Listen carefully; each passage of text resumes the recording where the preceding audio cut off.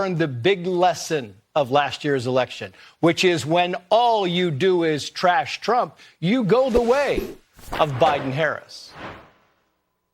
Let's bring in the Federalist elections correspondent, Brianna Lyman, and New York Post reporter, Lydia Moynihan. Great to see you two in person. This is great fun. Thank you for coming on tonight.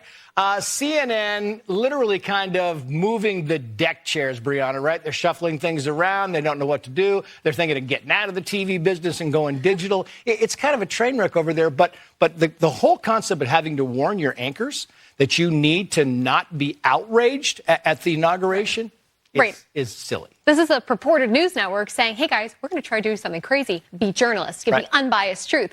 And what this directive is an admission that CNN has not been acting as journalists for the past decade. They've been acting as propagandists. They took every opportunity they had to malign Donald Trump, to denigrate conservatives and the Republican Party for the past decade, and now they are reaping what they sow. And so they're trying to backpedal and pretend like they have some kind of credibility they can save. They have no credibility. Stranger things have happened, but I'm not hopeful. Yeah, it's amazing. And by the way, the new President Trump held another news conference today. Here's a little bit of that, Lydia, and we'll get your take on it. Watch. You said that Ukraine's ready to make a deal. Did President Zelensky tell you that? Yeah, sure. He's ready to negotiate a deal. Do you expect the Fed to listen to you? Yeah. Are you going to talk to Powell about this and bringing the rates down? At the right time, I would. Does it bother you that Elon Musk criticized a deal that you made publicly, that he said that he tweeted that? No, it doesn't. He hates one of the people in the deal. I mean, he will answer anything from anyone. It's kind of a novel concept, right? I'm old enough to remember when Biden would get on stage very, very rarely. This would happen maybe once a year with the note card so he could know what questions were going to be asked of him. And here, I mean, you see President Trump is clearly just made for this job. He can at any moment discuss anything from foreign policy to artificial intelligence to TikTok. He doesn't know what they're going to throw at him. And bear in mind, this is a press corps that's been very adversarial to him. They're asking him challenging questions. They kind of want to trip him up. And he is so confident in these issues. He knows these issues so thoroughly. He knows what he's doing so thoroughly that he can really speak to anything, oftentimes while he's literally signing executive orders. Confidence is just way up. It's just sky high. Meantime, Ana Navarro, the woman on The View, has got the whole DEI policy ending thing a little bit backwards. Here's what she said. I would love to think that there is no racism by the people who do hirings in the government and in corporations in America.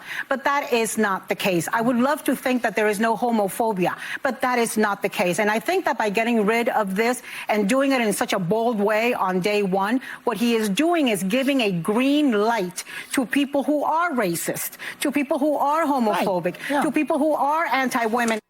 She's missing it because it has nothing to do with racism or homophobia. It has to do with equality and rights. It's what Martin Luther King Jr. said, is that everybody should be treated equally. That's what they fought for. That's what they got. Now they want to change it. Right. Donald Trump, Martin Luther King, everybody, they want, or Martin Luther King Jr., they want a meritocracy, right? And Joe Biden was on The View recently, and he said, and Ana Navarro applauded him, and she said, you chose Kamala Harris, the first VP who's a woman. Yeah, she checked off a DEI box, but because of that DEI box being checked off, the United States saw 4 years of just constant decline, record high inflation, record high illegal border crossings, record high crime levels. And so she wants that to be the blueprint for the government going forward. Does she not see how disastrous it already was?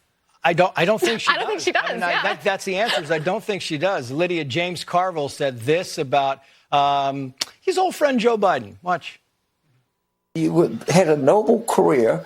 Your last act was terrible. Just get out of the way. The party's moving on. He created this himself. He had nobody to blame but himself.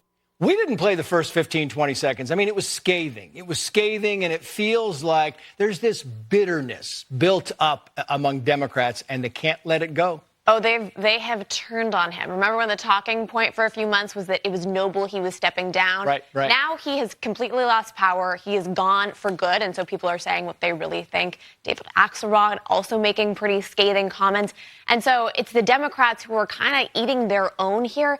And I think they're right. You know, they're criticizing him for pardoning his family, his son, going back on promises that he'd already made. But I think the issues that they're facing are so much deeper than Joe Biden, right? If it was just him, it would be fine. But this is an entire party that's in disarray without a leader.